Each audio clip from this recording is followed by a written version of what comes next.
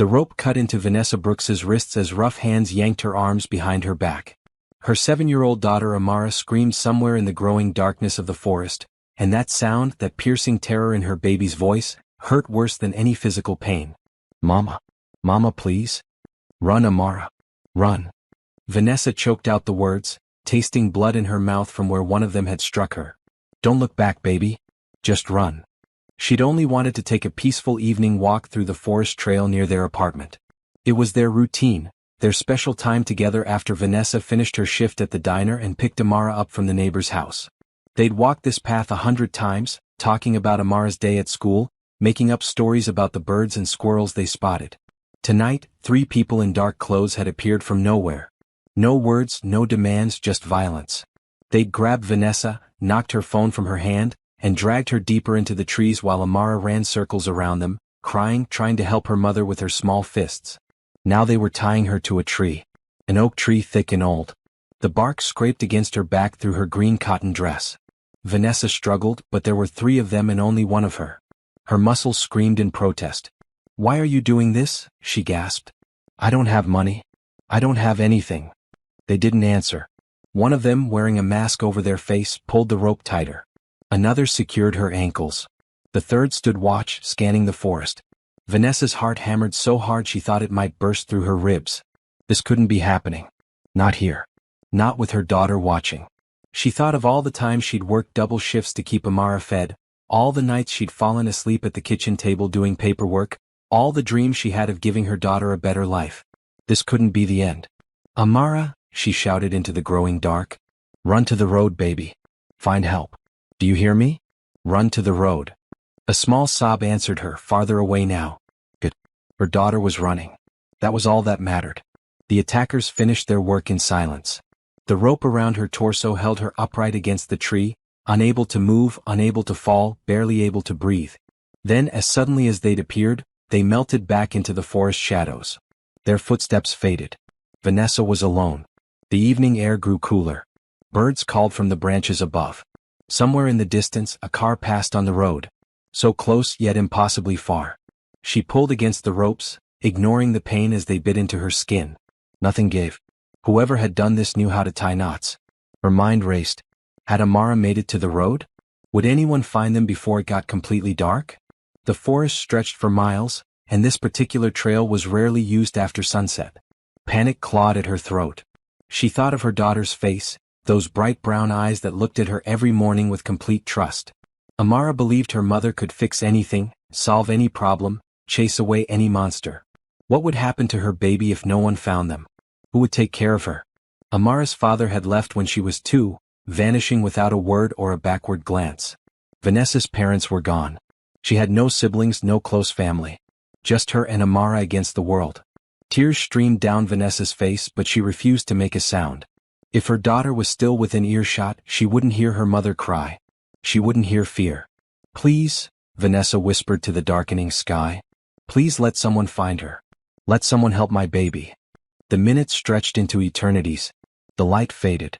And Vanessa Brooks hung against that old oak tree, fighting to stay conscious, fighting to believe that help would come. 7-year-old Amara Brooks ran through the forest like her shoes were on fire. Branches whipped at her face and caught in her braided hair, but she didn't slow down. Her mother had told her to run, and so she ran. Tears blurred her vision. Her chest hurt from sobbing and breathing too hard at the same time. But she kept going, crashing through undergrowth, stumbling over roots, pushing forward toward where she remembered the road should be. "Help," she whimpered between breaths. "Somebody help my mama." The trees seemed to go on forever. Had she gotten turned around? Was she running deeper into the forest instead of out of it? Panic surged through her small body. She couldn't fail. Her mama needed her. Then, like a gift from heaven, she saw lights through the trees. Car lights. The road. Amara put on a final burst of speed, her legs pumping, her lungs burning. She burst out of the tree line onto the shoulder of the road just as a car came around the bend. A fancy car, sleek and silver, its headlights cutting through the gathering dusk. She didn't think. She didn't pause. She ran straight into the middle of the road and threw her arms up. The car's brakes shrieked. Tires skidded on asphalt. The vehicle swerved and stopped just feet from where Amara stood, her chest heaving, her face streaked with tears and dirt. The driver's door flew open and a tall man jumped out. He wore an expensive gray suit, slightly rumpled, and his face showed shock and concern in equal measure. "What in the world? Are you okay? I almost hit you." He looked around frantically. "Where are your parents?" Amara launched herself at him, grabbing his suit jacket with both hands. Words tumbled out of her mouth in a desperate flood. "Please, please, you have to help. They hung my mom on a tree. Bad people tied her up and left her in the forest, and I don't know where exactly, but she told me to run and find help, and please, mister, please, you have to save her. She's all alone and it's getting dark and I don't know what they'll do, and please, please, please help my mama." The man stared down at her and Amara saw something shift in his eyes. The shock transformed into determination. He dropped to one knee so he was at her level. "Show me where," he said simply. "We'll find her together." Before you keep reading this story of how one little girl's courage changed 3 lives forever, could you take just 1 second to subscribe to this channel? Stories like Amara and Vanessa's need to be heard. Their journey from that dark forest to hope and healing deserves to be shared. Hit that subscribe button and drop a comment telling us. Would you have stopped for a child in the road? Would you have run into an unknown forest to help a stranger? Your thoughts matter. Now, let's continue with how Thomas Harrison became a hero. Thomas Harrison had been driving aimlessly for hours, his mind as clouded as the sky above. At 42 years old, he had everything money could buy and nothing that money couldn't. 3 successful tech companies. A mansion in the hills. Cars, investments, properties around the world. And a heart that felt like it had stopped beating 2 years ago when his younger sister Rebecca died in a car accident. He'd been heading nowhere in particular when a small girl appeared in his headlights like an angel made of pure desperation. Now, holding his phone to his ear while the child, Amara, she'd said her name was, gripped his other hand, Thomas felt more alert than he had in months. Maybe years. "This is Thomas Harrison. I'm on Route 47 about 3 miles north of the Pine Valley exit. I need emergency services immediately. A woman has been attacked and tied to a tree somewhere in the state forest.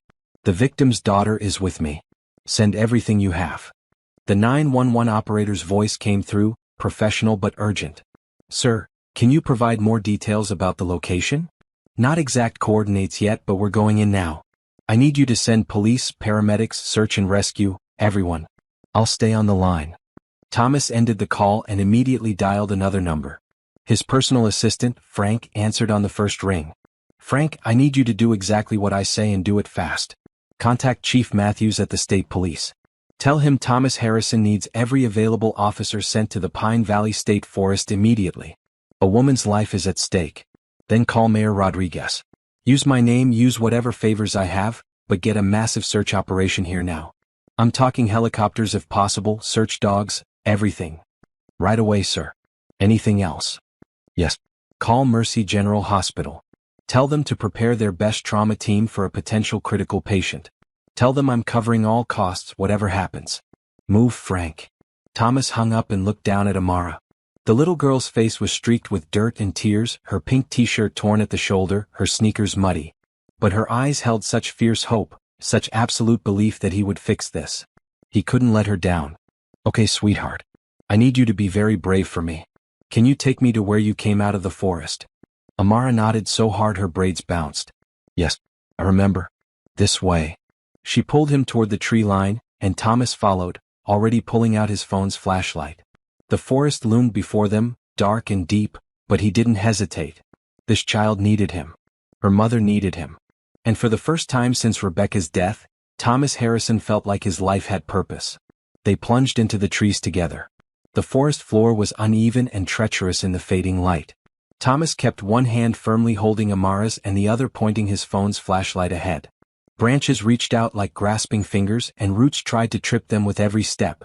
"She said to run this way," Amara panted, pulling him forward. "I remember that weird tree that looks like it's bending over.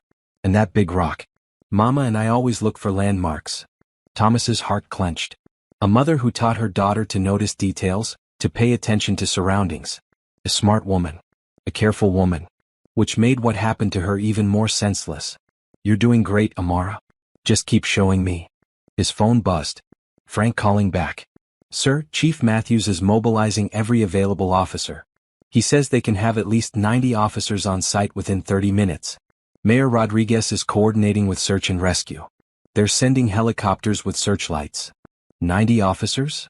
Thomas felt a surge of gratitude mixed with determination. Tell them I want 99. Round it up. Leave no stone unturned. And Frank, call my lawyer. Have him offer a substantial reward for any information leading to the arrest of whoever did this. Consider it done, sir. Thomas pocketed his phone and focused on following Amara deeper into the forest. The little girl moved with surprising certainty despite her terror, pointing out the path she'd taken in reverse. Tell me about your mama, Thomas said gently, partly to keep Amara talking and alert, partly because he genuinely wanted to know. What's she like? Amara's voice came out small but fierce with love. She's the best mama in the whole world. She works really hard at the diner and sometimes at the grocery store too. She makes me pancakes every Sunday shaped like animals. Last week she made a giraffe and it was so funny because the neck was too long. Thomas felt his throat tighten. She sounds wonderful. She is. She always says we're a team. Just her and me against the world. She says we don't need anybody else as long as we have each other. Amara's voice cracked. But I need her. I really, really need her. We're going to find her, sweetheart. I promise you. They pushed through a particularly dense thicket of bushes. Thomas felt thorns catch at his expensive suit, heard fabric tear. None of it mattered. Behind them, he could hear the distant wail of sirens growing louder. Help was coming. How long have you and your mama lived around here? Thomas asked. 2 years. We moved here after my daddy left. Mama said we needed a fresh start. She got a job at Rose's Diner and we got a small apartment near the school. It's not very big but Mama made it nice. She painted my room purple because that's my favorite color. Thomas filed away every detail. A single mother. Working multiple jobs. Doing her best for her daughter. He thought of his own privileged upbringing, how he'd never wanted for anything material but had taken it all for granted. This woman, this Vanessa Brooks, was a real hero. Working herself to exhaustion to provide for her child. Your mama is very strong, he said. The strongest, Amara agreed. Then she stopped so suddenly Thomas almost ran into her. She pointed ahead, her small hand shaking. I think it's that way. See that fallen log? I jumped over it when I was running. Thomas swept his flashlight in the direction she indicated. The forest stretched endlessly, trees packed close together. How far had Vanessa been dragged? How would they find her in this vast darkness? Then he heard it. The rhythmic thump of helicopter blades. Within minutes, powerful searchlights cut through the canopy above, turning night into something approaching day. The forest floor lit up in sweeping patterns. Thomas heard voices calling out, coordinating. The cavalry had arrived. Over here. Thomas shouted, waving his phone light. We're over here. Officers appeared between the trees, a flood of blue uniforms spreading out in a coordinated search pattern. Chief Matthews himself emerged, a stocky man in his 50s with sharp eyes and a commanding presence. Mr. Harrison. We've got 99 officers combing these woods. Search and rescue dogs are on the way. Where's the child? Thomas gently moved Amara forward. This is Amara Brooks. She witnessed the attack on her mother. She can help us narrow down the area. Chief Matthews knelt down to Amara's level, his voice going soft. Hi there, Amara. I'm Chief Matthews. We're all here to find your mama. Can you tell me what she was wearing? A green dress, Amara said, her voice steadier now that she was surrounded by helpers. It's her favorite. And white shoes. Good girl. Now, how long ago did this happen? Amara's face scrunched in concentration. Mama picked me up from Mrs. Chen's house at 6 o'clock. We always start our walk at the same time. Then those bad people came. Maybe 20 minutes later? And then I ran and I don't know how long that took. Thomas checked his watch. It was now 7:45 p.m. That meant Vanessa had been tied up for roughly an hour and a half. His stomach twisted. Anything could happen in that amount of time. Chief Matthews radioed the information to his teams. All units, we're looking for an African-American female, approximately 30s, wearing a green dress and white shoes. Victim may be tied to a tree. Fan out in a half-mile radius from this position. Move carefully but quickly. The officers scattered like a well-trained unit, their flashlights creating a moving constellation through the trees. Dogs arrived, German shepherds and bloodhounds, their handlers moving them through the area where Amara indicated she'd last seen her mother. Thomas kept Amara close, one arm around her shoulders. They're going to find her, he murmured. All these people are here because of you. You saved your mama by being so brave. Amara leaned into him, her small body trembling. What if they hurt her? What if she's... Don't think like that. Your mama is strong, remember? She's a fighter. And she has you to come back to. That's the strongest reason anyone could have to hold on. Minutes ticked by like hours. Thomas watched the organized chaos of the search, impressed by how efficiently Chief Matthews coordinated the operation. Teams called out to each other, marking areas they'd covered, moving deeper into the forest. Then, cutting through the night, a voice shouted, "Here! I've got her. We need medical now." Amara gasped. Thomas felt his heart leap. He wanted to run toward the voice, but Chief Matthews held up a hand. "Let the paramedics get in there first. We'll follow." But then the chief looked at Amara's desperate face and his expression softened. "All right. Come on. But stay close and let us do our jobs." They moved quickly through the trees, following the sound of voices and the cluster of lights. Thomas kept Amara's hand firmly in his other hand on her shoulder. Please let her be alive, he thought. Please. They emerged into a small clearing. Officer clustered around a massive oak tree. And there, slumped against the trunk, held upright by ropes, was a woman in a green dress. Vanessa Brooks. Amara screamed her mother's name and tried to lunge forward, but Thomas caught her gently. "Let them help her first, sweetheart. Let them get her free." Paramedics swarmed around Vanessa, working with practiced efficiency.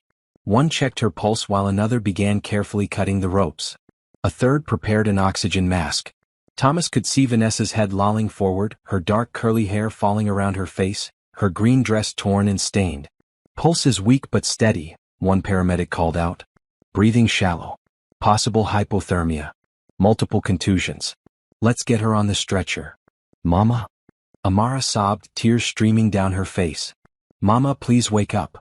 As if hearing her daughter's voice had power beyond medicine, Vanessa's eyes fluttered.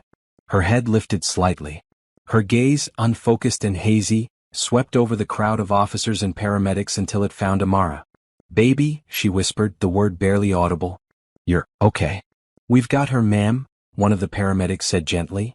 "You're safe now. Try not to move." They lowered Vanessa carefully onto a stretcher. Thomas finally released Amara, and the little girl darted forward, grabbing her mother's hand. Vanessa's fingers, cold and scraped, closed weakly around her daughter's.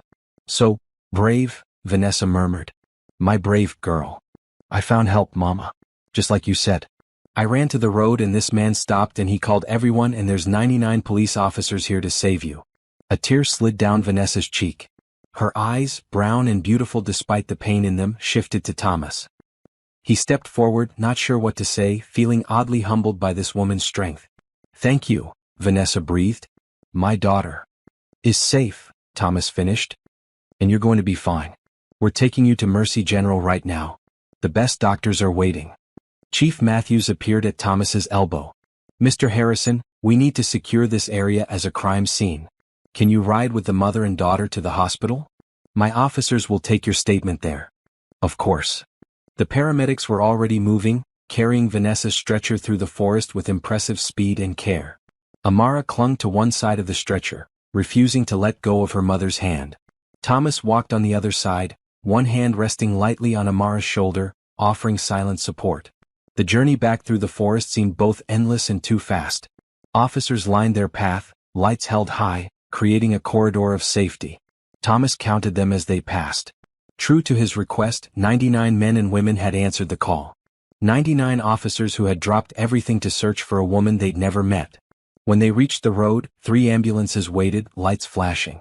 The paramedics loaded Vanessa into the first one with smooth efficiency. "Sir, only one family member can ride along," one of them said. Amara looked up at Thomas with such desperate, pleading eyes that he couldn't say no. "I'll follow right behind in my car," Thomas said, squeezing her shoulder. "I'm not going anywhere, sweetheart. I'll be there the whole time." Chief Matthews appeared again. "Actually, Mr. Harrison, why don't you ride with them? I'll have an officer drive your car to the hospital. We need to debrief anyway." Thomas nodded gratefully and climbed into the ambulance after Amara. The little girl immediately pressed herself against her mother's side, careful to avoid the 4-line the paramedic was inserting. Vanessa's eyes had closed again, but her breathing seemed steadier.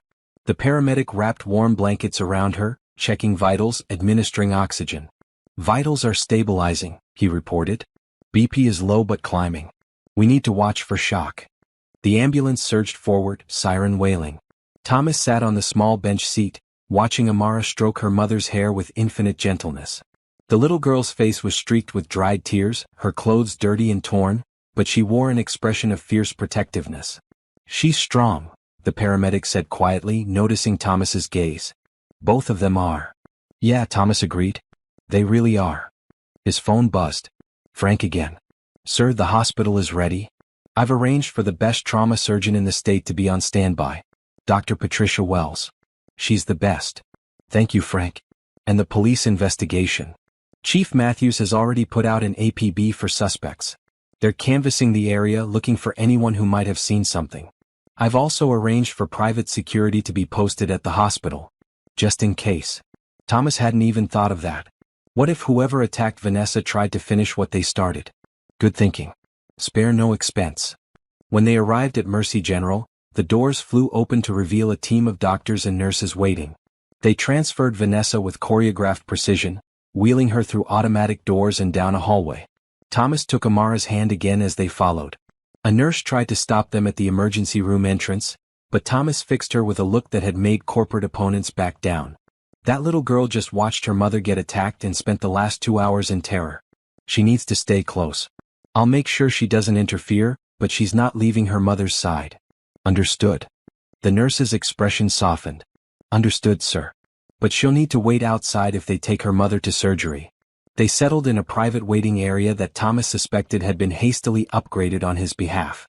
Amara curled up in a chair, her eyes locked on the doors where they'd taken Vanessa. A doctor in blue scrubs emerged after what felt like forever but was probably only 20 minutes. "Are you the family?" She looked between Thomas and Amara with a kind, assessing gaze. "I'm her daughter," Amara said quickly. "Is my mama okay?" The doctor knelt down. "Your mama is a very strong woman. She's awake and asking for you. She has some injuries we need to treat, some bruises and cuts, and she's dehydrated. We want to keep her overnight for observation. But she's going to be fine."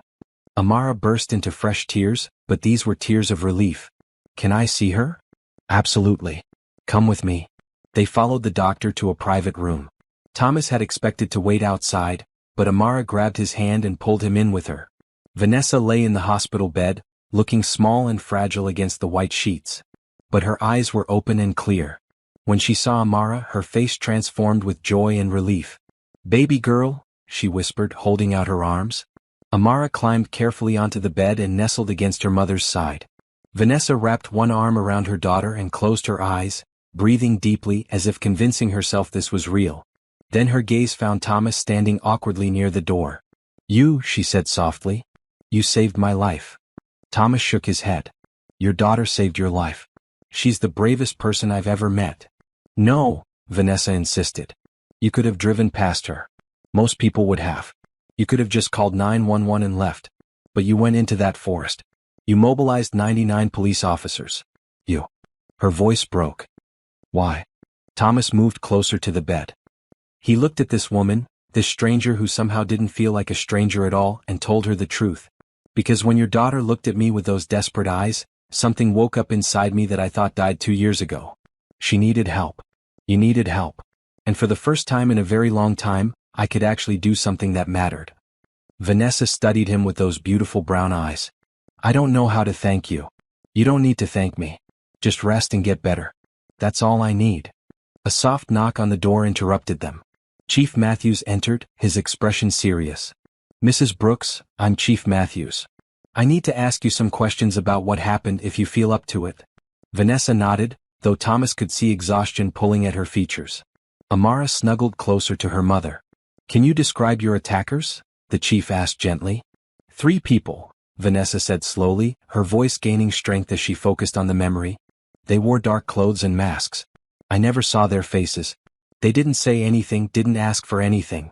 They just grabbed me and dragged me into the forest." "Can you remember anything distinctive?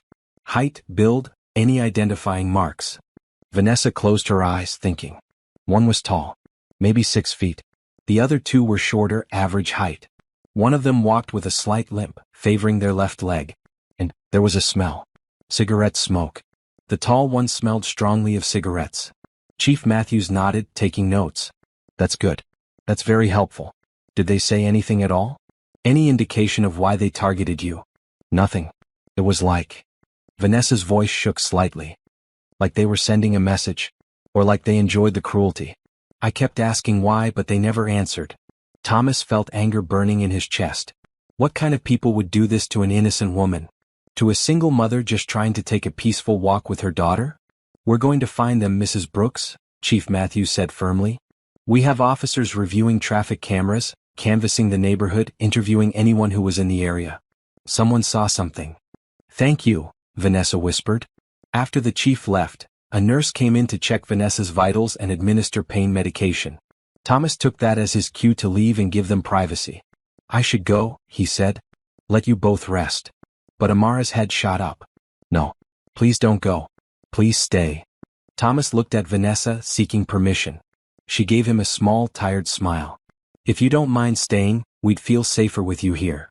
So Thomas Harrison, billionaire businessman who usually spent his evenings in expensive restaurants or empty mansions, settled into the uncomfortable chair beside a hospital bed and kept watch over a woman and child he'd only just met. And for the first time in 2 years he didn't feel alone. The hospital room settled into a quiet rhythm as night deepened outside the windows. Vanessa drifted in and out of sleep, the pain medication doing its work. Amara fought to stay awake, curled protectively against her mother's side, but eventually exhaustion won and her eyes closed. Thomas sat in his chair, jacket draped over the armrest, tie loosened, watching over them both. A nurse had brought him coffee 2 hours ago, but it sat forgotten and cold on the side table. He didn't need caffeine. The simple act of being here, being useful, being needed, kept him more alert than any stimulant could. His phone buzzed quietly. Frank checking in for the 5th time. Sir, I've arranged everything as requested. The hospital bills will be sent directly to my office. I've also hired a private security firm. There are 2 guards stationed outside the room and 2 more in the lobby. No one gets to Mrs. Brooks or her daughter without going through them first. Thank you, Frank. What about their living situation? I did some research. They rent a 1-bedroom apartment in a building on the south side. The landlord confirmed their lease is month to month. It's not in a great area, sir. High crime rate. Thomas felt his jaw tighten. Of course it wasn't in a great area. Vanessa worked 2 jobs just to keep a roof over their heads. She probably took whatever she could afford. Look into properties I own that would be suitable for them. Something safe. Good schools nearby. And Frank, contact her employers. Make sure they know she'll need some time off to recover. I'll cover any lost wages. There was a pause on the other end. Sir, may I speak frankly? Always. What you're doing for this family is incredibly generous. But be careful. Getting too involved too quickly can complicate things. For everyone. Thomas looked at Amara sleeping peacefully, her small hand still clutching her mother's. He looked at Vanessa, her face relaxed in sleep, the bruises on her arms standing out starkly against her brown skin. Noted, he said simply. But I'm already involved, Frank. I can't walk away now. Another call came through as he hung up with Frank. Chief Matthews. Mr. Harrison, I thought you'd want to know. We've reviewed security footage from cameras near the forest entrance. We have images of a dark van that was parked there around the time of the attack. No plates visible, but we're working on it. We've also found the spot where Mrs. Brooks's phone was knocked away. We're processing it for prints. Do you have any leads on motive? That's the strange part. Mrs. Brooks doesn't fit any typical victim profile. She's not wealthy, has no known enemies, no criminal connections. It seems almost random, which worries me. Random attacks are often the hardest to solve. Thomas thanked the chief and ended the call. Random. The word haunted him. Random meant senseless. It meant Vanessa and Amara had been in the wrong place at the wrong time. It meant they could still be in danger. A soft sound made him look up. Vanessa's eyes were open, watching him in the dim light. You're still here, she whispered, careful not to wake Amara. I said I would be. Most people don't mean that. They say it to be nice, then they disappear. She shifted carefully, wincing slightly. How long have I been asleep? Thomas checked his watch. About 3 hours. It's almost midnight. How are you feeling? Like I was tied to a tree for 2 hours. A ghost of a smile crossed her face. But alive. Thanks to you and Amara. The doctors say you can probably go home tomorrow if everything checks out. Vanessa's expression clouded. Home. Right. Back to our apartment. She looked down at her sleeping daughter. I don't know if I can go back to that forest path. It was our special thing, our time together. Now it's ruined. You'll make new special things, Thomas said gently. New safe places. New memories. It'll take time, but you will. Vanessa studied him with those intelligent eyes. You sound like you're speaking from experience. Thomas found himself talking before he could think better of it. The quiet darkness of the hospital room, the vulnerability of the moment, somehow made it easier. My sister died 2 years ago. Car accident. She was my only family. We were close growing up, even though my work pulled me away for years. I kept thinking I'd have time later to reconnect, to really be there for her. Then one day I got a call and time ran out. Vanessa's hand moved, reaching out toward him. Without thinking, Thomas took it. I'm so sorry, she said. I stopped living after that. Oh, I went through the motions. Board meetings, business deals, investments. But I wasn't really alive. I was just existing. Waiting to feel something again. He looked at their joined hands. Then your daughter ran in front of my car and grabbed my jacket and begged me to help, and suddenly I felt everything at once. Purpose, Vanessa said softly. Yes, purpose. They sat in comfortable silence for a moment, hands still linked. Can I ask you something? Vanessa said. Anything. Why are you really doing all this? The doctors, the security guards, everything. You don't even know us. Thomas considered his answer carefully. My sister used to volunteer at a women's shelter. She'd come home and tell me stories about the women she met. Single mothers working 3 jobs. Women fleeing bad situations. Women just trying to survive and give their kids a better life. She'd get so frustrated because she couldn't help them all, couldn't fix everything that was broken in their situations. He paused, remembering Rebecca's fierce compassion. One night, she told me something I've never forgotten. She said, you can't save everyone, Thomas, but when someone is right in front of you, needing help, and you have the power to give it, not helping is a choice. It's choosing to look away. So when Amara ran in front of my car, I saw someone right in front of me who needed help. Choosing to look away wasn't an option. Vanessa's eyes glistened with unshed tears. Your sister sounds like she was an amazing person. She was. You remind me of her, actually. That strength, that determination to protect the people you love no matter what. A comfortable silence fell between them. Amara stirred slightly in her sleep, murmuring something unintelligible, then settled again. What do you do? Vanessa asked. For work, I mean. You mentioned board meetings. I run a few tech companies. Software development, data security, that sort of thing. It's boring but profitable. Vanessa laughed quietly. Says the man who's being modest. I may work at a diner, but I can recognize an expensive suit when I see one, even when it's torn and dirty. You're more than just comfortable. Money doesn't equal happiness. I learned that the hard way. No, but it equals options. Security. The ability to help people. Vanessa squeezed his hand gently. Don't minimize what you're doing for us. Tonight, you mobilized an army for 2 people you'd never met. That's not just money. That's character. Thomas felt warmth spread through his chest, a feeling he hadn't experienced in so long he'd almost forgotten what it was like. Being seen. Being appreciated not for his wealth or his business acumen, but for simply being a decent human being. Tell me about you, he said. How did you end up here? Vanessa's face turned thoughtful. Long story or short version? We have all night. Long version. So Vanessa talked, her voice soft in the darkness. She told him about growing up in Georgia, about meeting Amara's father in college, about the whirlwind romance that turned into a marriage too young. About how he'd been charming at first, then distant, then gone. He left when Amara was 2. Just took off one morning with a note saying he couldn't handle the responsibility. I was devastated, angry, scared. I had a toddler to raise and barely enough money to make rent. That must have been terrifying. It was. But it was also clarifying. I realized I could either fall apart or stand up. For Amara's sake, I chose to stand up. Vanessa looked at her daughter with infinite love.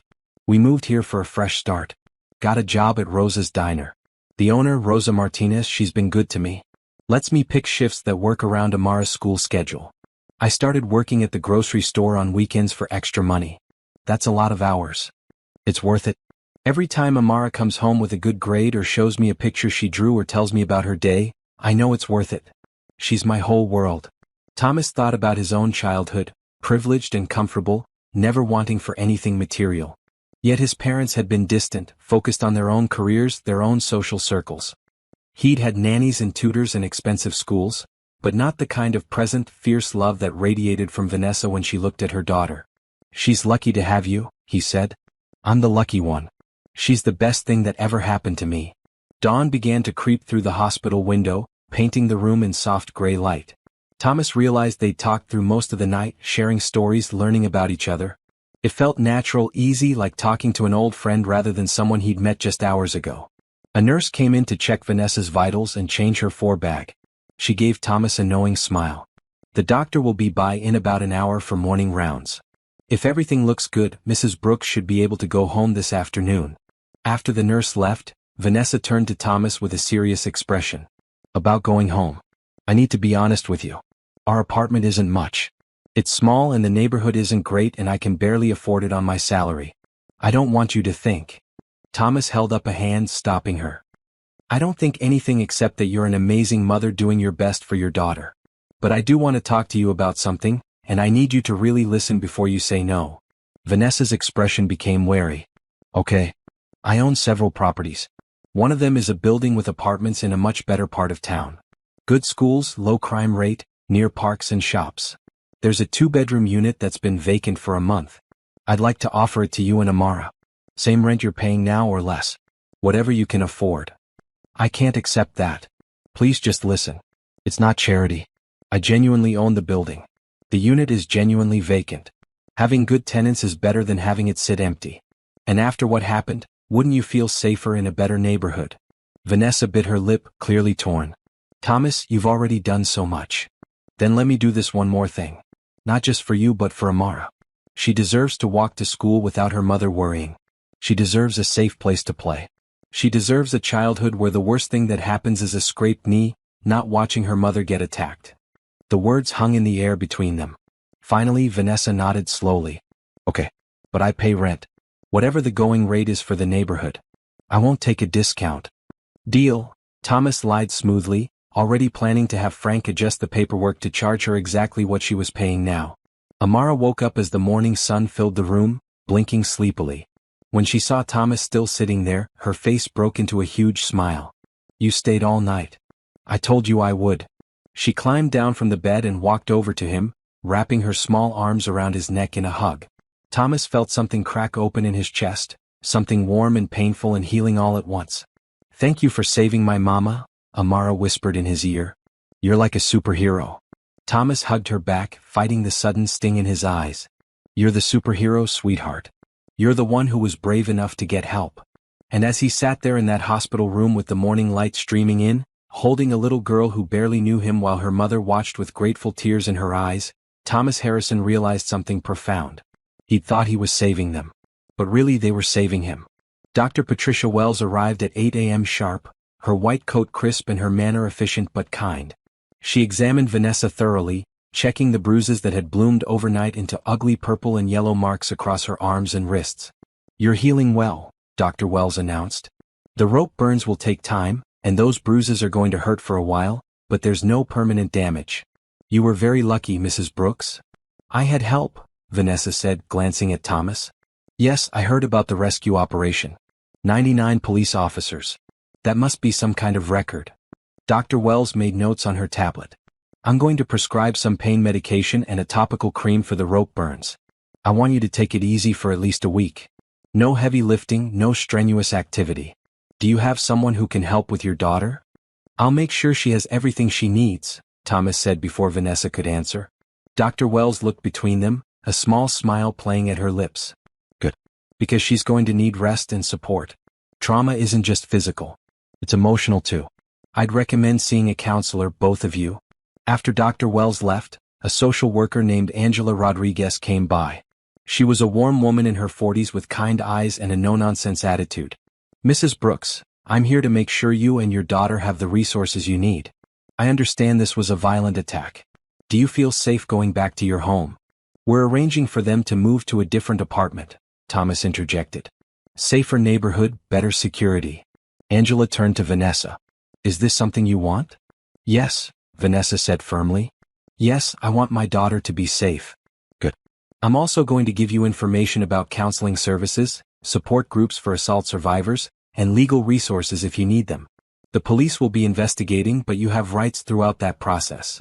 Angela spent 20 minutes going through everything with Vanessa, ensuring she understood all her options.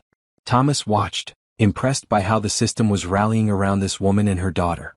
It wasn't perfect, but people were trying to help. After Angela left, Detective Sarah Morrison arrived. She was a tall African-American woman in her 30s with sharp eyes and a gentle demeanor. "Mrs. Brooks, I've been assigned to your case. Chief Matthews briefed me on everything that happened.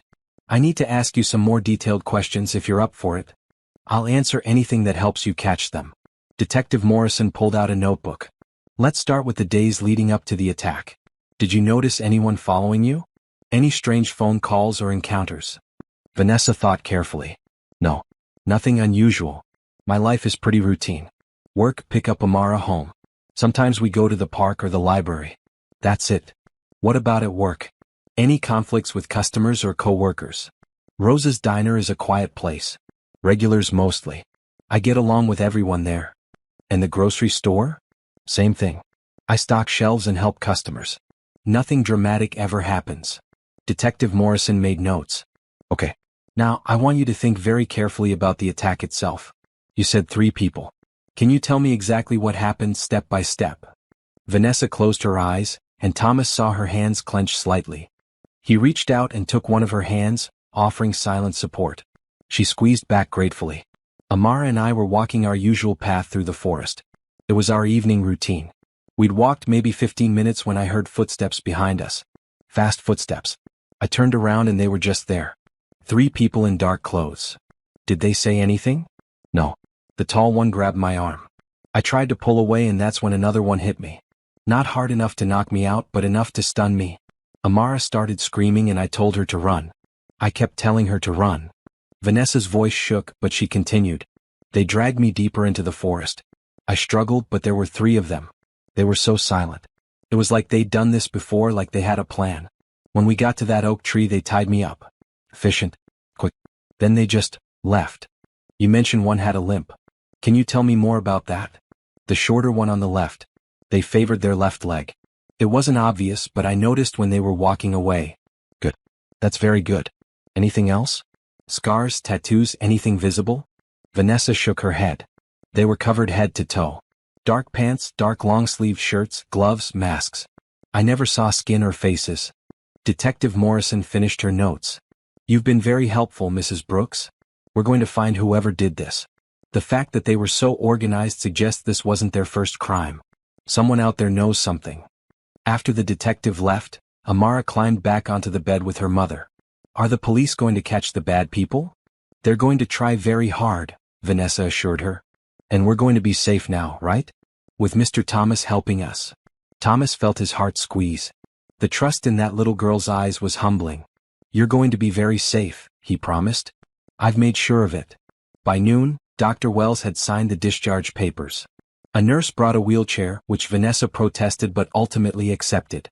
Thomas had arranged for his car to be brought around, and he'd sent Frank to buy clothes for both Vanessa and Amara since their forest adventure had left their original outfits ruined.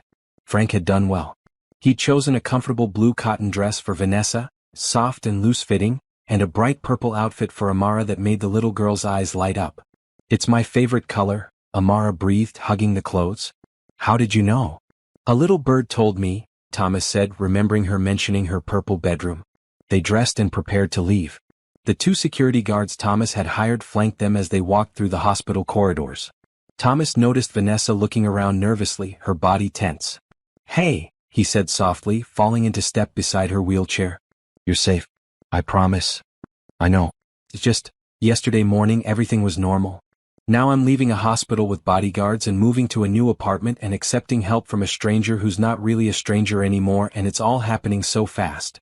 We can slow down if you need to. You're in control here, Vanessa. Always." She looked up at him and something passed between them. Understanding. Trust. Maybe the beginning of something more, though neither was ready to name it yet. "No," she said finally. "Let's keep moving forward. I don't want to stay still and think too much about what happened. I want to focus on what comes next." The car ride to the new apartment was quiet. Thomas drove carefully while Amara chattered from the back seat about all the things she wanted to do in their new place. Vanessa listened to her daughter with a small smile, occasionally wincing when the car went over a bump. The apartment building was in the Maple Street district, known for its tree-lined streets and good schools. Thomas pulled into the parking garage and led them to the elevator. "3rd floor," he said, pressing the button. The unit has 2 bedrooms, 2 bathrooms, a nice kitchen and a living room with big windows. There's a small park 2 blocks away and the elementary school is a 10-minute walk. When they stepped out of the elevator, Vanessa stopped. The hallway was bright and clean with fresh paint and good lighting. Nothing like her old building with its flickering fluorescent lights and cracked tiles. Thomas unlocked the door to Unit 3B and stepped aside to let them enter first. Vanessa walked in slowly, Amara darting ahead to explore. The apartment was indeed beautiful. Hardwood floors gleamed in the sunlight streaming through large windows. The kitchen had modern appliances and granite countertops. The living room was spacious and airy. "It's already furnished," Vanessa said, looking at the comfortable couch and chairs, the dining table, the tasteful decorations. "I hope that's okay. I thought it might be easier than moving furniture. But if you want to bring your own things, we can arrange that too." Amara's excited squeal came from down the hall. "Mama, come see my room." They found Amara jumping on a bed in the smaller bedroom. The walls were painted a soft lavender and there was a desk by the window, a bookshelf and a closet with sliding doors. "It's purple," Amara said, her eyes shining. "My whole room is purple." Vanessa's eyes filled with tears. She turned to Thomas, who stood in the doorway looking pleased with himself. "You painted it," she said. "When did you even have time?" "I may have called in a few favors. Had a team work through the night." "Thomas? Before you say it's too much, just look at your daughter's face. Tell me it's too much." Vanessa couldn't. Amara was literally glowing with happiness, exploring every corner of her new room with wonder and delight. The master bedroom was equally lovely, decorated in calming blues and greens. The bathroom had a deep tub and a separate shower. Everything was clean, new, perfect. "I can't afford this," Vanessa said quietly when they were back in the living room. "Be honest with me. What's the real rent?" Thomas had prepared for this.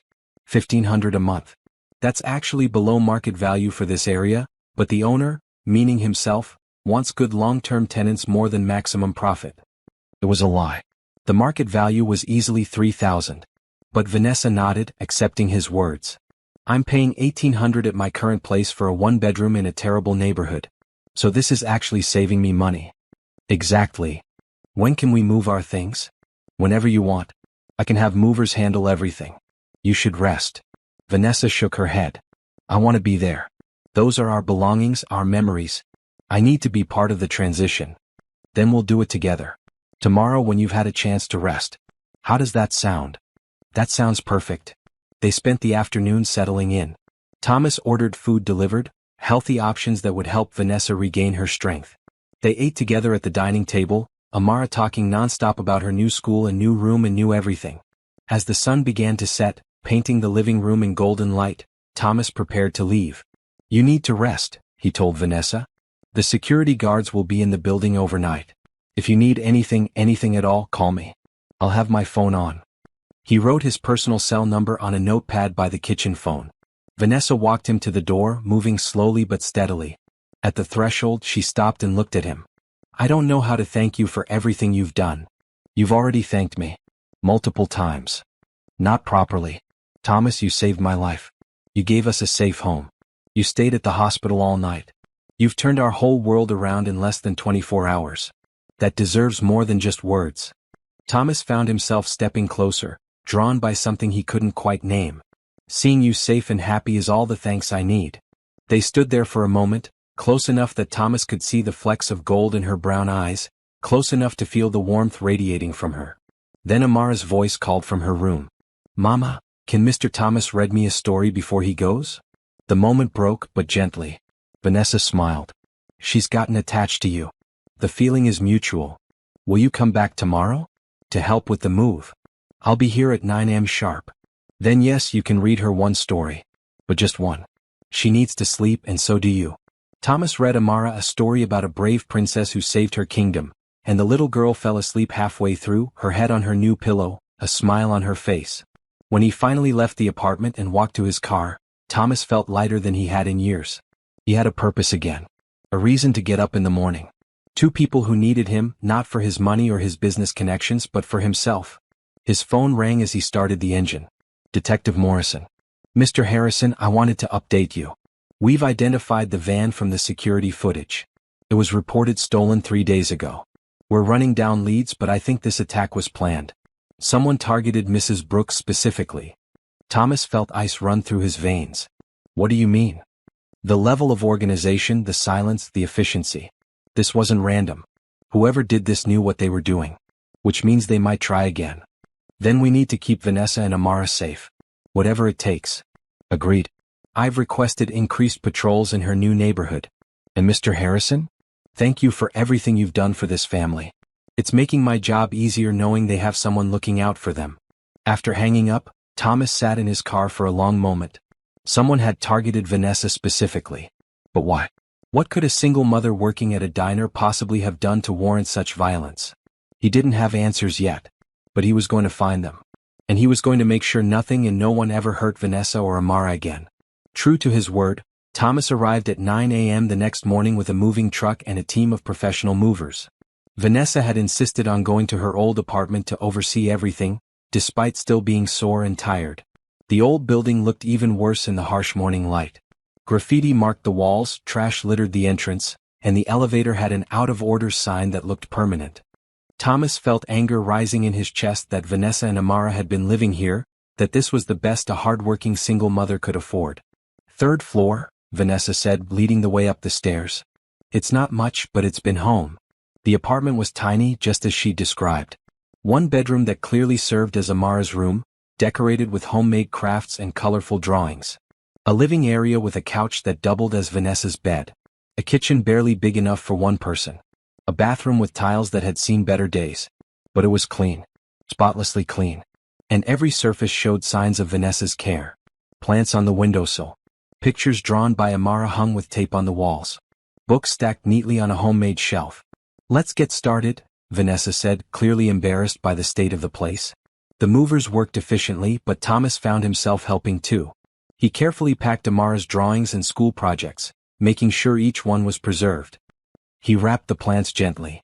He handled the few photos Vanessa had, images of her and Amara at various ages, capturing moments of joy despite their struggles. One photo caught his attention. Vanessa and a younger Amara, maybe 3 years old, at a beach. Both wore huge smiles and Vanessa looked carefree and happy. That was our last vacation, Vanessa said, noticing him looking at it.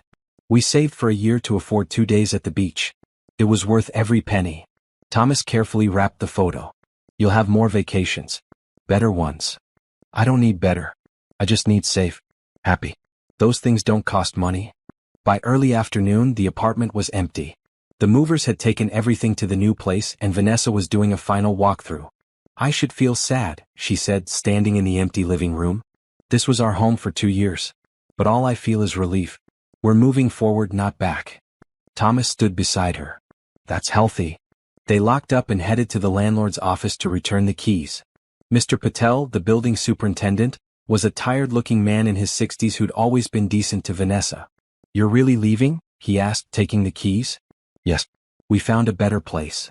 Mr. Patel glanced at Thomas, taking in his expensive clothes and confident bearing. Good. You deserve better than this building. You always paid on time, never caused trouble. I hope your new place treats you well. Back at the new apartment, the movers had arranged everything according to Vanessa's instructions. Amara's room was filled with her belongings, the familiar items looking even better in the bright, spacious room. Vanessa's room had her few pieces of furniture supplemented with the new items Thomas had provided. After the movers left, Vanessa sank onto the couch with a sigh of relief and pain mixed together. You need to rest, Thomas said. You did too much today. I needed to do it. I needed to close that chapter properly. He sat beside her, maintaining a respectful distance but close enough to talk comfortably. I understand. But now you need to take care of yourself. Amara emerged from her room carrying a book. Mr. Thomas, will you read to me again? Amara, sweetie, Mr. Thomas has his own life, Vanessa said gently. He can't be here all the time. Actually, Thomas found himself saying, I don't have anywhere else to be. If it's okay with your mother, I'd be happy to read with you. The truth was he didn't want to leave. His mansion felt empty and cold compared to this warm apartment filled with love and laughter. Here he felt needed. Wanted. Not for his money or his connections but for himself. They spent the evening together. Thomas read to Amara while Vanessa unpacked boxes in the kitchen. Then they ordered pizza and ate together, talking about everything and nothing. Amara told stories about her school friends. Vanessa shared memories of her grandmother who had raised her. Thomas talked about his sister Rebecca and the adventures they'd had as kids. As bedtime approached, Amara gave them both goodnight hugs. Vanessa tucked her daughter in, and Thomas found himself standing in the doorway watching the tender moment. "She's getting attached to you," Vanessa said when she came back to the living room. "I need to know if you're going to stick around or if this is temporary. I don't want her heart broken." Thomas met her eyes. "I'm not going anywhere unless you ask me to leave." "What? What? You could help anyone. Support any charity. Why are you investing so much in our lives?" He thought about how to answer, searching for words that would make sense. "When my sister died, I shut down. I stopped feeling things. Work became just going through motions. Life became gray and meaningless. Then Amara grabbed my jacket and looked at me with those desperate eyes, and something woke up inside me. Color came back. Purpose came back." Thomas moved closer. "These past 2 days with you and Amara, I felt more alive than I have in 2 years. You've given me something to care about again. So yes, I want to stick around. If you'll let me." Vanessa studied his face, searching for something. Whatever she found must have satisfied her because she nodded slowly. "Okay. But we need ground rules. I won't be your charity case. I have a job, I can support my daughter. I appreciate everything you've done, but I need to maintain my independence." "I understand. And I respect that. And Amara, she's my priority. Always. If at any point this arrangement isn't good for her, it ends. No matter what." "Agreed. She should be the priority." "Good." Vanessa relaxed slightly. "Now that we've established boundaries, can I ask you something personal?" "Anything. Do you have someone? A girlfriend, a wife, someone waiting for you?" Thomas shook his head. "No. I dated after Rebecca died, but nothing stuck. I think I was too closed off to really let anyone in. And now?" He looked at her, really looked at her. Vanessa sat on the couch in her comfortable blue dress, her hair pulled back, exhaustion evident in every line of her body. But she was beautiful. Not magazine beautiful, but real beautiful. Strong beautiful. Survivor beautiful. "Now I'm starting to open up again," he admitted. The moment stretched between them, charged with possibilities neither was quite ready to explore. Finally, Vanessa broke eye contact and stood. "I should get some sleep. My first shift back at the diner is tomorrow, and Rosa will want to hear everything. Are you sure you're ready to go back to work? You could take more time." "I need normal. I need routine. Sitting around thinking about what happened will just make me crazy. Then let me drive you. And pick you up. Please." Vanessa started to protest, then stopped. "Okay. Yes. That would actually make me feel safer." After Thomas left, Vanessa locked the door and set the new security system he'd had installed.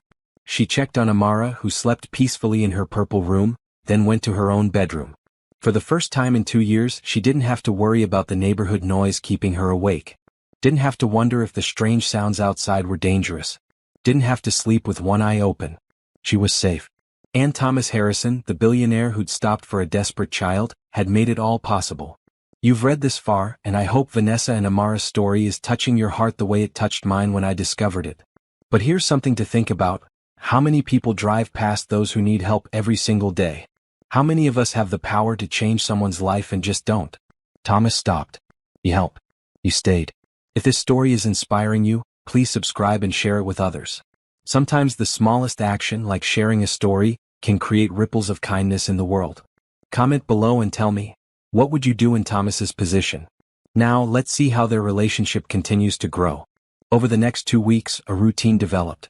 Thomas drove Vanessa to and from work every day. He spent evenings at the apartment helping Amara with homework, reading stories, just being present. He and Vanessa fell into easy conversations over dinner, learning about each other in small increments. Detective Morrison called regularly with updates. The investigation was progressing slowly. They'd identified the stolen van but no leads on who'd taken it. The attackers had left no physical evidence at the scene. It was as if they'd been ghosts. But life moved forward. Amara thrived in her new school, making friends quickly. Vanessa healed physically, the bruises fading, the rope burns becoming scars that would eventually disappear. And Thomas found himself falling. Not quickly, not dramatically, but steadily. He fell for the way Vanessa hummed while cooking dinner. For her fierce protectiveness of her daughter. For the strength it took to smile and keep moving forward after trauma. For the way she never complained, never asked for more than he offered, always maintained her dignity and independence. One evening, 3 weeks after the attack, Thomas and Vanessa sat on the apartment balcony after Amara had gone to bed. The city spread out below them, lights twinkling like stars. "I've been thinking," Vanessa said, holding a cup of tea, "about what's next for us. For me and Amara." Thomas felt his heart skip. Was she asking him to back off? Had he overstayed his welcome? "I want to go back to school," she continued. "Get my degree. I dropped out when I got pregnant with Amara, and I've always regretted it. I was studying to be a teacher." "That's wonderful. What's holding you back?"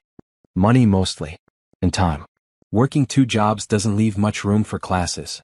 Thomas chose his words carefully. "What if you only worked 1 job? Or even just part-time? Would that give you enough time for school?" "I couldn't afford the apartment then." "What if the rent was adjusted? Based on your income?" Vanessa turned to look at him. "Thomas, you've already done so much. I'm not offering charity. I'm offering investment. You becoming a teacher benefits society. It benefits Amara, seeing her mother pursue her dreams. And selfishly, it benefits me because I want to see you happy. I want to see you thrive, not just survive. Why do you care so much?" The question wasn't accusatory, just genuinely curious. Thomas set down his own cup and turned to face her fully. "Because somewhere along the way, over these past 3 weeks, you and Amara became important to me. I wake up thinking about whether you slept well. I go through my day looking forward to dinner here. I find myself wanting to share things with you, hear your opinions, make you laugh." He paused, gathering courage. "You asked me if I had someone. The truth is, I'm starting to hope I do. If you're willing." Vanessa's eyes widened. "Thomas?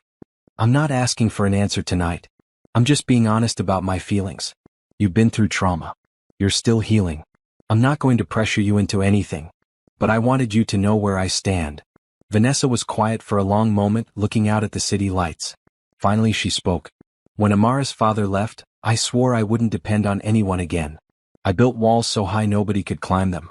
I focused only on my daughter and work and survival. I didn't have room for anything else." She turned to meet his gaze. "But you climbed those walls without even trying. You just showed up every day. You were kind without expecting anything in return.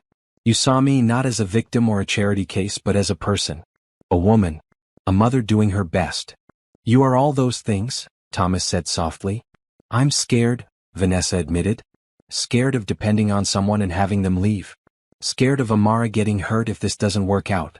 Scared of my own feelings because they're getting stronger every day. I'm scared too. Scared of messing this up. Scared of not being what you need. But I'm more scared of walking away and spending the rest of my life wondering what could have been." Vanessa reached out and took his hand. Her fingers were small in his, but her grip was strong. "Okay," she said. "Let's try. Slowly. Carefully. With Amara's well-being as our top priority." "Always," Thomas agreed. They sat there on the balcony holding hands as the night deepened around them, 2 broken people finding healing in each other's company.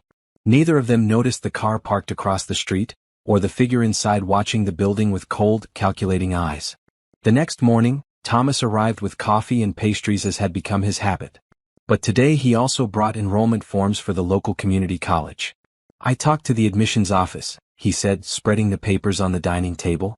"They have an accelerated program for education majors. You could finish your degree in 2 years if you take summer classes." Vanessa looked at the forms with a mixture of hope and anxiety. "Thomas, I can't ask you to pay for this." "You're not asking. I'm offering. Consider it a loan if that makes you feel better. Pay me back when you're a successful teacher making the big money." She laughed despite herself. "Teachers don't make big money." "No, but they change lives. That's worth more than money." Amara bounced into the kitchen wearing her school uniform. "Are you staying for breakfast, Mr. Thomas?" "If your mother will have me." "Always," Vanessa said, the word carrying more weight than just breakfast invitation. They ate together, Amara chattering about her upcoming school project on butterflies. After Thomas drove her to school, he returned to find Vanessa filling out the enrollment forms. "I'm really doing this," she said, sounding amazed. "I'm going back to school." "You're going to be amazing." Over the following weeks, life settled into new rhythms. Vanessa reduced her hours at both jobs, focusing her time on studying. Thomas helped where he could, quizzing her on material, offering encouragement when she felt overwhelmed. He also continued spending nearly every evening at the apartment. Sometimes they cooked together, teaching each other their favorite recipes. Sometimes they watched movies with Amara between them on the couch. Sometimes they just talked for hours after Amara went to bed, sharing dreams and fears and memories. One Saturday, Thomas took them both to a county fair. Amara's eyes went wide at all the rides and games and cotton candy. She dragged Thomas from booth to booth, and he won her a giant stuffed bear by throwing baseballs at milk bottles. "You're spoiling her," Vanessa said, but she was smiling. "Good. Every kid deserves to be spoiled sometimes." They rode the Ferris wheel together, the three of them squeezed into one car. At the top, with the fairgrounds spread out below them and Amara pointing at everything with delight, Thomas looked at Vanessa and found her already watching him. "This is nice," she said softly. "It is. It feels like we're a family." Thomas's heart swelled. "Yeah, it does." The attack investigation hit a wall. Detective Morrison called to update them. Despite their best efforts, the trail had gone cold. The van had been found abandoned with no usable evidence. Security cameras in the area had been mysteriously offline during the attack. Whoever had orchestrated it had been professional and careful. "We're not giving up," Morrison assured them. "But I wanted you to know it might take time. These cases sometimes break when we least expect it." Vanessa took the news better than Thomas expected. "I've made my peace with it," she told him. "I'm not going to let those people steal any more of my life. I'm moving forward." And she was. Her classes were going well. She'd made friends with other students, forming study groups. Her professors praised her dedication and insight. She was blooming, becoming more confident with each passing day. Thomas found work increasingly boring compared to time with Vanessa and Amara. Board meetings felt pointless. Business deals lacked excitement. He started delegating more, trusting his teams to handle day-to-day operations while he focused on what really mattered. His friends and colleagues noticed the change. Frank commented on it one afternoon when Thomas cut a meeting short to pick up Amara from school. "Sir, if I may say so, you seem happier than I've seen you in years." "I am, Frank. I really am." "Does it have something to do with Mrs. Brooks and her daughter?" Thomas smiled. "Everything to do with them." 6 weeks after the attack, Vanessa received her first report card from college. Straight A's. She danced around the kitchen waving the paper, and Amara cheered for her mama, and Thomas picked them both up in a hug, spinning them around. "I'm so proud of you," he said when he set them down. Vanessa's eyes shone. "I couldn't have done it without your support." "Yes, you could have. You're the strongest person I know. I just helped smooth the path a little." That night, after Amara was asleep, they sat together on the couch. It had become their space, where they talked and laughed and slowly, carefully, let their guards down. "I need to tell you something," Vanessa said. "And I need you to really hear me." Thomas felt nervousness flutter in his stomach. "Okay. When you first showed up in our lives, I was grateful but wary. Rich man swooping in to save the poor single mother, it felt like something out of a movie. I kept waiting for the other shoe to drop, for you to want something in return." "Vanessa, let me finish. I was wrong. You never wanted anything except to help. You gave without expecting anything back. You showed up every day and proved through actions, not words, that you were genuine. And somewhere in all that, I fell in love with you." Thomas's breath caught. "You. I love you, Thomas Harrison. I love how you read to my daughter. I love how you encourage my dreams. I love how you make me feel safe and cherished and seen. I love who you are when you're here with us, relaxed and happy and real." She took his hands in hers. "I'm not looking for promises or commitments or anything you're not ready to give. I just needed you to know.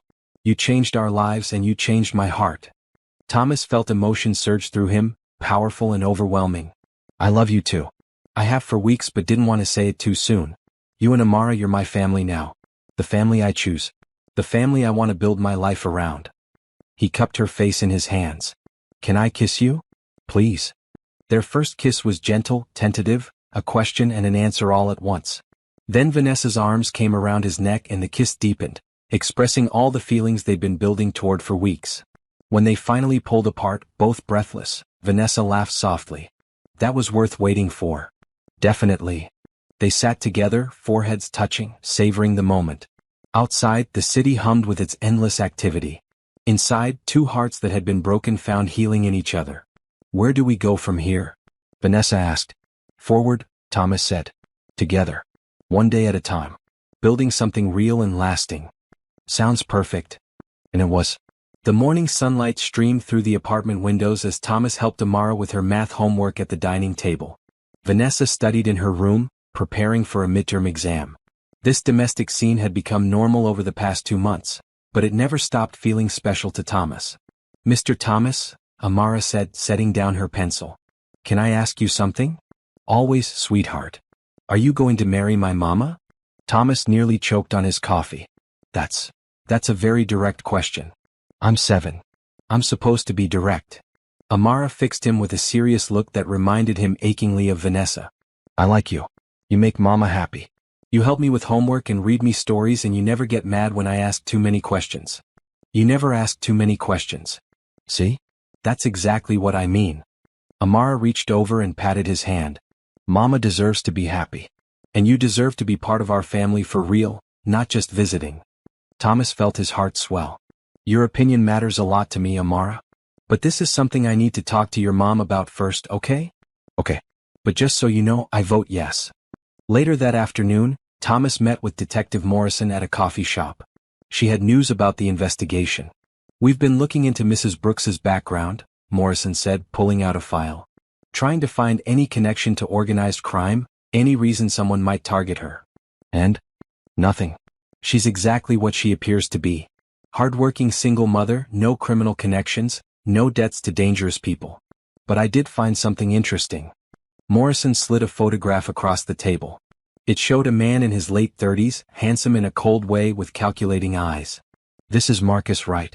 He's Amara's father." Thomas felt anger surge. "The one who abandoned them." "Yes. And here's where it gets interesting. Wright has connections to some questionable people. Not major criminals, but definitely operating in gray areas. We're wondering if the attack had something to do with him." "Why would it?" "We're still working on that. But I wanted you to know in case he shows up. Technically he still has parental rights. He could decide he wants to be in Amara's life." The thought made Thomas's blood run cold. "Over my dead body. Legally there's not much we can do unless he commits a crime. But we're watching him. If he makes a move, we'll know." That evening, Thomas debated whether to tell Vanessa about Marcus. She'd mentioned him only in passing, clearly not wanting to dwell on that painful past. But she deserved to know. He waited until after dinner, after Amara had gone to bed, when they were sitting on the balcony with glasses of wine. "Detective Morrison called me today," he began. Vanessa tensed immediately. "News about the case?" "Possibly. They've been looking into everyone connected to you, trying to find a motive. They looked into Amara's father." Vanessa's expression hardened. "Marcus? What about him?" "He has connections to some questionable people. The detective thinks the attack might be related to him somehow. That doesn't make sense. Marcus wanted nothing to do with us. He made that very clear when he left. People change. Situations change. Morrison wanted me to warn you that he could potentially show up, try to exercise his parental rights." Vanessa stood abruptly, pacing to the balcony railing. Thomas could see tension in every line of her body. He gave up those rights when he walked out on his 2-year-old daughter. When he left us struggling with no support, no contact, nothing. He doesn't get to show up now and play daddy. Thomas went to her, placing gentle hands on her shoulders. "Hey, I'm not letting anyone hurt you or Amara. I just wanted you to be prepared." She turned to face him, and he saw fear mixed with anger in her eyes. What if he tries to take her? What if he has some legal claim? Then we'll fight it. We'll get the best lawyers money can buy. We'll document everything. His abandonment, your stellar parenting, Amara's happiness and stability now. No judge would uproot a child from a loving home. You don't know that. The system is unpredictable. And Marcus, he's charming when he wants to be. Persuasive. That's how he fooled me for so long." Thomas pulled her into his arms and she melted against him, seeking comfort. "I won't let him take her. I promise you. We'll protect her together." They stood there holding each other as the evening deepened around them. Finally, Vanessa pulled back slightly. "I need to tell you about Marcus. About everything. You deserve to know what you're getting involved with." They sat down and Vanessa began to talk. She told him about meeting Marcus in college, how he'd been exciting and attentive at first. How she'd gotten pregnant accidentally and he'd seemed supportive, even proposed. How the marriage had been rocky from the start, with Marcus growing distant and resentful. "He said I'd trapped him," Vanessa said quietly. "Said the baby was a mistake that ruined his life. I tried to make it work, kept hoping he'd love Amara once she was born. And he did for about 2 years. Then one morning I woke up and found a note. He said he couldn't do it anymore, that he needed to be free. That's unforgivable." I was devastated. Not because I loved him anymore, I'd stopped loving him long before that. But because of what it meant for Amara. Every little girl deserves a father who loves her. And mine got one who ran away. Thomas took her hand. She has someone now who loves her. Who will never run away. Vanessa squeezed his hand. I know. And that terrifies me almost as much as it comforts me. Why? Because what if you realize this is too much? A damaged single mother and her daughter, an ex who might cause trouble, a past full of poor choices. What if you wake up one day and decide you made a mistake? Thomas stood, pulling her up with him. He cupped her face in his hands, looking into her eyes with complete sincerity. Vanessa Brooks, listen to me. I'm not going anywhere. Yes, you come with complications. So do I. I have a dead sister I'm still grieving. A company that demands attention. Wealth that attracts the wrong kind of people. We're both messy and broken in our own ways. He kissed her forehead. But we're healing each other. Every day I spend with you and Amara, I feel more whole. More alive. More like the person I want to be. You're not a burden. You're a gift. Tears slid down Vanessa's cheeks. I love you so much it scares me. Good. Love should be scary sometimes. It means we have something worth protecting. They kissed and it felt like a promise. A commitment to face whatever came together. The next day Thomas made a decision. He called his lawyer, Martin Rodriguez, and set up a meeting. I need legal advice, Thomas said.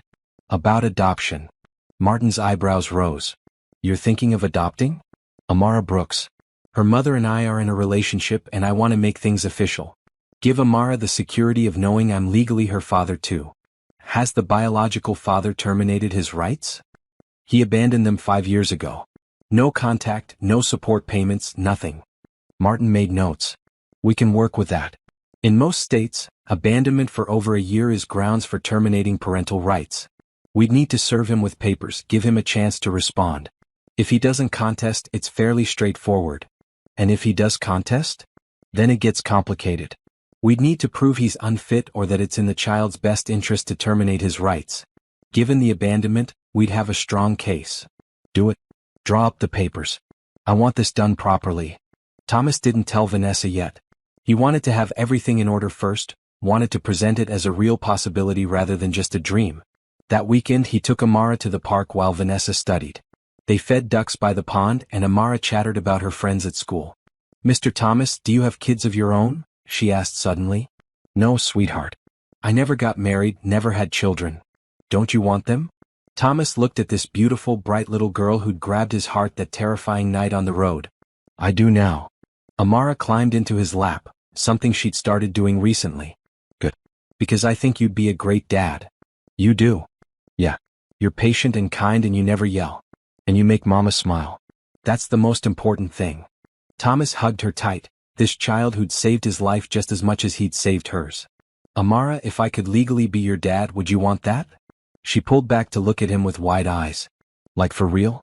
Not just pretend. For real. With papers and everything. Yes, she breathed. Yes, yes, yes. Could I call you Dad instead of Mr. Thomas? You could call me anything you want.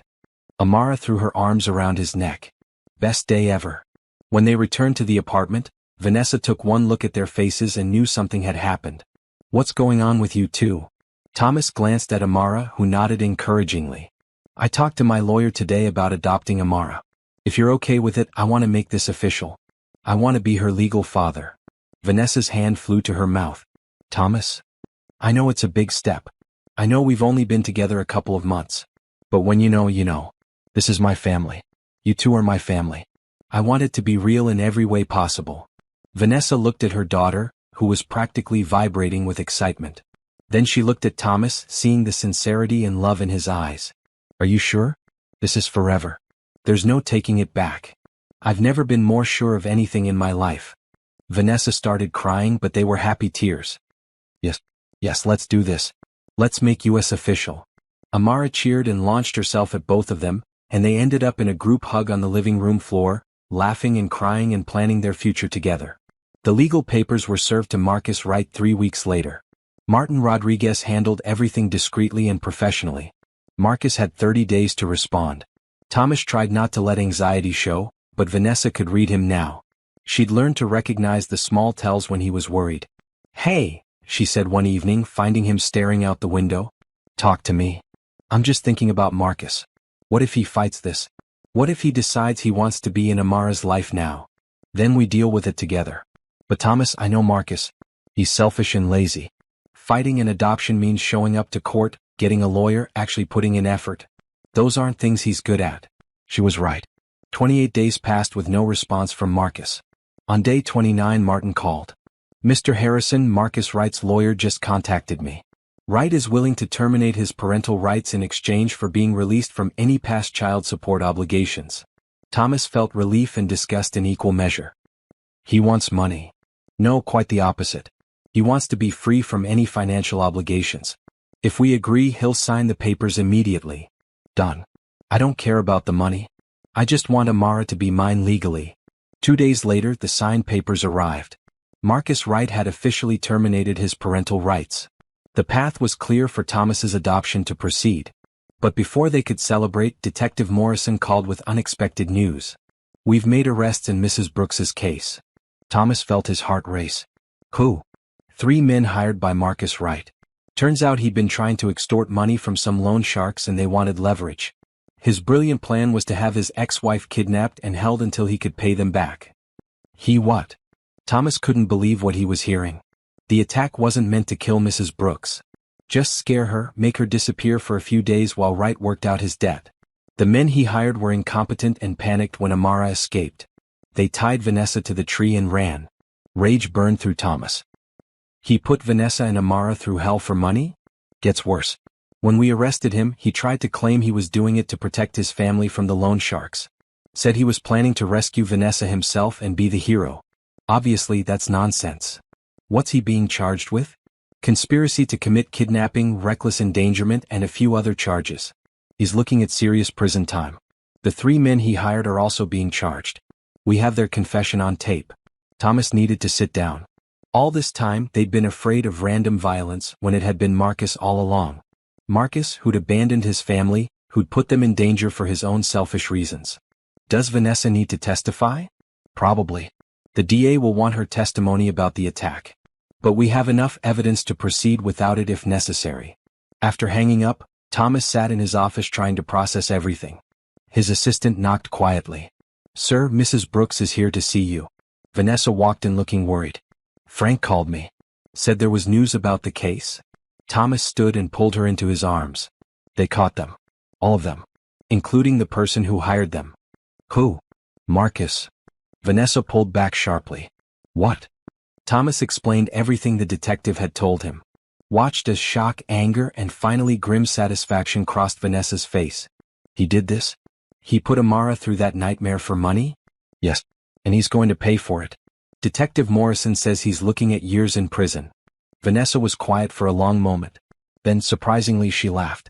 It was a bitter sound but also relieved. You know what the funny thing is? Part of me always wondered if there was something I could have done differently. If I'd been a better wife, if I'd tried harder, maybe he wouldn't have left. Now I know the truth. He was always selfish. Always cruel. And Amara and I are better off without him. Much better off. She looked up at Thomas. And we have you now. A man who actually cares about us. Who protects us. Who loves us. Always will. The trial happened faster than expected. Marcus's lawyer advised him to plead guilty in exchange for a reduced sentence. In the courtroom, Vanessa sat between Thomas and Martin Rodriguez. Amara was with a trusted babysitter, protected from seeing her biological father face justice. Marcus looked smaller somehow, diminished. When he was led in wearing prison orange, he wouldn't meet Vanessa's eyes.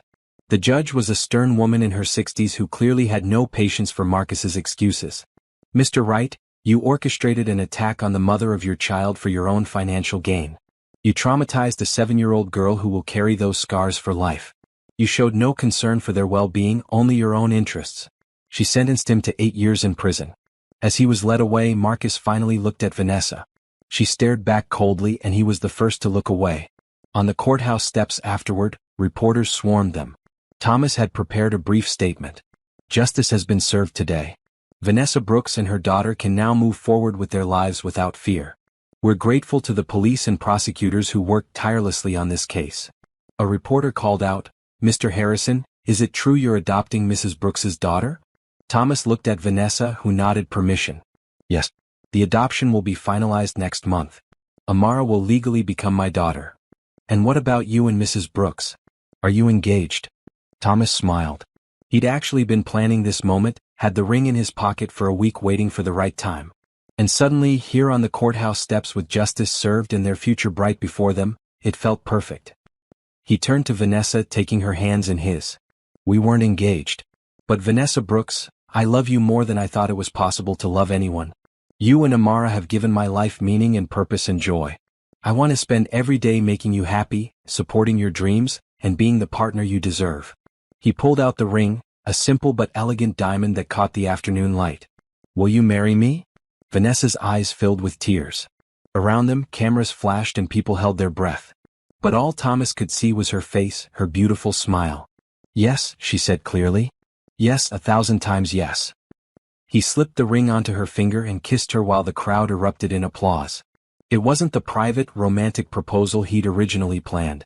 But it was perfect in its own way. Public. Joyful. A declaration to the world that they were a family now. That evening they told Amara together.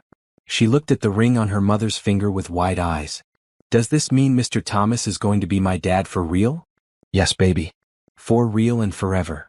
Amara launched herself at Thomas and he caught her easily, spinning her around while she laughed. Can I call you Dad now? Before the adoption is even done. Thomas felt his throat tighten with emotion. I would love that, sweetheart. Dad, Amara said, testing the word. Dad. My dad. I have a dad.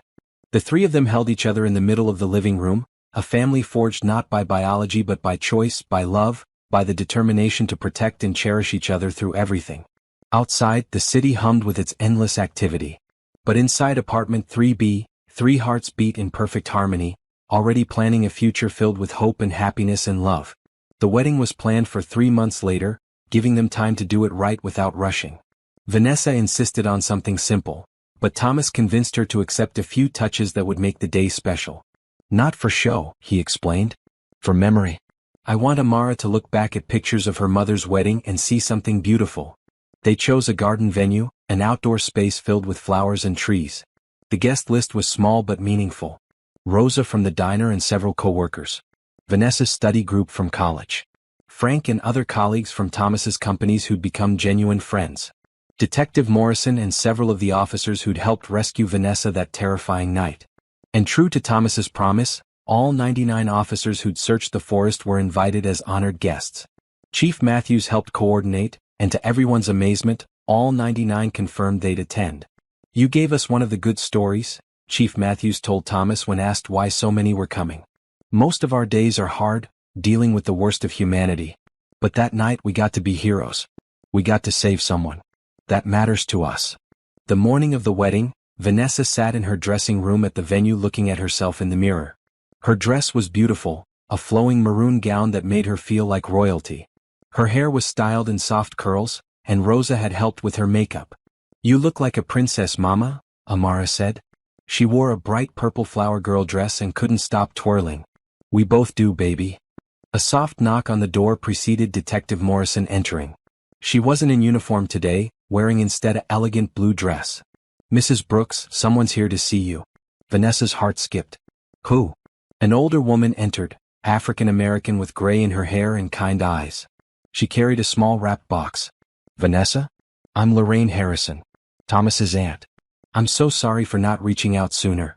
Thomas had mentioned he had some extended family but wasn't close to them. Vanessa stood, suddenly nervous. It's nice to meet you. Lorraine smiled. Thomas told me about you and Amara.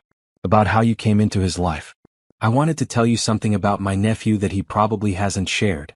She gestured to the couch and they sat together while Amara played quietly nearby. After Rebecca died, we all worried about Thomas. He shut down completely. Wouldn't talk to family, barely functioned. I tried to reach out but he pushed everyone away. We thought we'd lost him too, in a way. Lorraine took Vanessa's hand. Then a few months ago he called me out of the blue. He was excited, happy, talking about this woman and her daughter who'd changed everything. He wanted to reconnect with family because he said he was learning what really mattered. I didn't know that, Vanessa said softly. You saved him just as much as he saved you. Maybe more. Lorraine handed her the wrapped box. This was Rebecca's. She would have wanted you to have it. Inside was a delicate bracelet, silver with small charms. Vanessa recognized a few of them, symbols Thomas had mentioned when talking about his sister. I can't accept this. It's too precious. Your family now. Rebecca would love knowing her jewelry went to someone Thomas loves. Someone who brought him back to life. Vanessa hugged Lorraine, tears threatening her makeup.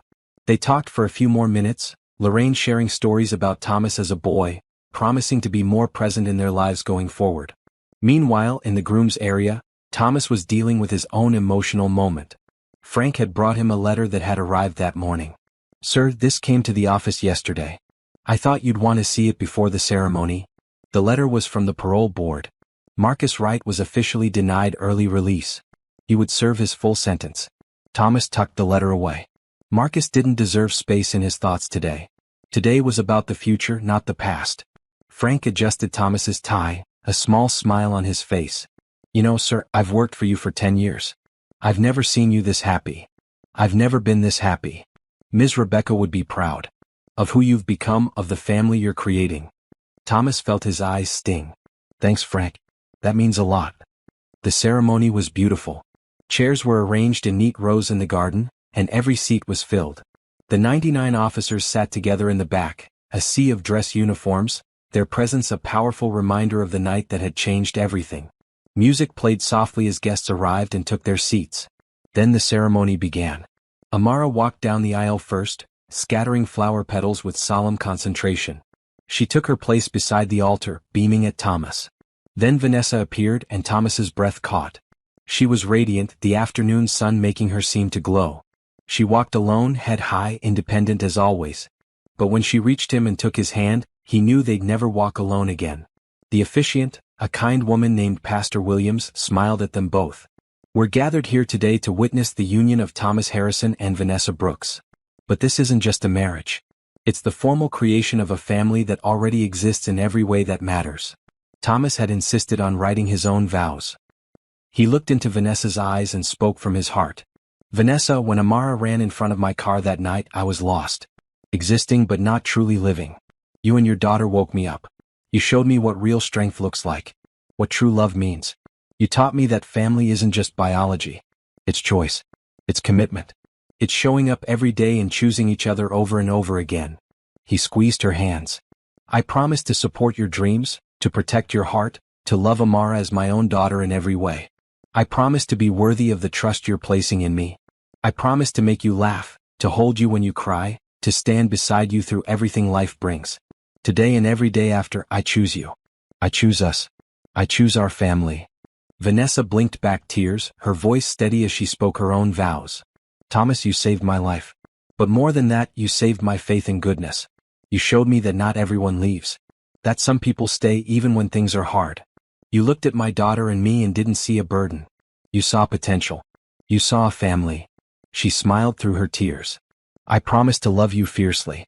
To challenge you when you need it, to support you always. I promise to build a life with you that honors both our pasts while reaching toward our future. I promise to be the partner you deserve, the wife who sees you and loves all of you. Today and every day after, I choose you. I choose us. I choose our family. Pastor Williams invited Amara forward. The little girl held a small pillow with 2 rings. Amara, these rings represent the circle of love that binds your family together. Would you like to say anything? Amara looked at Thomas and her mother, then at all the people gathered. I want to say thank you. Thank you to all the police officers who saved my mama. Thank you to Mr. Thomas, who's going to be my dad, for being the best person ever. And thank you to my mama for being brave. There wasn't a dry eye in the audience. They exchanged rings and Pastor Williams pronounced them husband and wife. Thomas kissed Vanessa while everyone applauded, and Amara threw her arms around both of them. The reception was joyful and relaxed. People mingled in the garden, enjoying good food and music. The 99 officers took photos together, this unusual gathering creating its own special memory. Chief Matthews gave a toast. I've been doing this job for 30 years. I've seen a lot of tragedy. But every once in a while we get a story that reminds us why we do what we do. Thomas Harrison could have driven past the scared little girl that night. Instead he stopped. He helped. He changed 3 lives forever. That's heroism in its purest form. He raised his glass. To Thomas, Vanessa, and Amara. May your family be blessed with peace, health, and happiness. Rosa gave a toast about watching Vanessa work hard every day, never complaining, always putting Amara first. You deserve this happiness, Mija. You deserve a partner who sees your worth. Frank gave a toast about watching Thomas transform from a hollow shell to a living, loving man. Love saved you both. May it continue to guide you forward. As the sun began to set, painting the garden in golden light, Thomas and Vanessa had their first dance. Amara watched from the sidelines, swaying to the music. Happy, Thomas murmured as they moved together. Beyond happy. Complete. I love you, Mrs. Harrison. I love you too. After their dance, Thomas surprised everyone by calling Amara to join them. This is a family dance, he announced. Because that's what we are now. A family. Amara ran to them and they danced together, the three of them moving in easy harmony. Around them, friends and family watched with joy and tears and hope. Later, as the party wound down and stars began appearing in the darkening sky, Thomas found himself talking with one of the officers who'd been part of the original rescue team. That was the craziest night of my career, the officer said. Getting the call that a billionaire needed 99 officers to search a forest. We all thought it was insane. But you came anyway. Of course. Someone needed help. That's what we do. The officer smiled. Best decision I ever made. This right here, seeing you all together and happy. This makes everything worthwhile. As the evening ended and guests began leaving, Thomas, Vanessa, and Amara stood together saying goodbye to everyone. Each of the 99 officers stopped to shake their hands, to offer congratulations, to be part of this circle of love and community. Finally, it was just the three of them in the garden under the stars. Can we stay here a little longer? Amara asked. It's so pretty. They sat together on a bench, Amara between her parents, all of them looking up at the night sky. Remember when we used to look for stars from our old apartment? Vanessa said to Amara. But we could barely see any because of all the city lights? Yeah. We can see so many more from our new place. That's because we moved to a better place, Thomas said. Better views, better neighborhood, better life. Better everything, Amara agreed, snuggling against him. Vanessa took Thomas's hand and he took Amara's, completing the circle. You know what the best part is? Vanessa said softly. We could have so easily missed each other. If you'd been driving a different route that night. If Amara had run a different direction. If any one of 100 small things had been different, we never would have found each other. But we did, Thomas said. Against all odds, in the most unexpected way, we found each other. Found each other and made a family, Amara added. They sat in comfortable silence, watching the stars emerge one by one. In the distance, the city hummed with its endless activity. But here in their garden, on their wedding night, Thomas, Vanessa, and Amara existed in a bubble of perfect peace. Thomas thought about that desperate drive 2 years ago, when grief had consumed him and life had seemed pointless. Thought about Amara's terrified face in his headlights, her small hands grabbing his jacket. Thought about finding Vanessa tied to that tree, fighting to stay conscious. Thought about every moment since that had led them here. Thank you, he said suddenly. Vanessa looked at him. For what? For running into the road that night, he said to Amara. For trusting me to help. He turned to Vanessa. For being strong enough to survive. For letting me into your lives. For loving me back. We're the ones who should be thanking you, Vanessa said. No. This goes both ways. You gave me a reason to live again. You gave me purpose and love and a family. You gave me everything that matters.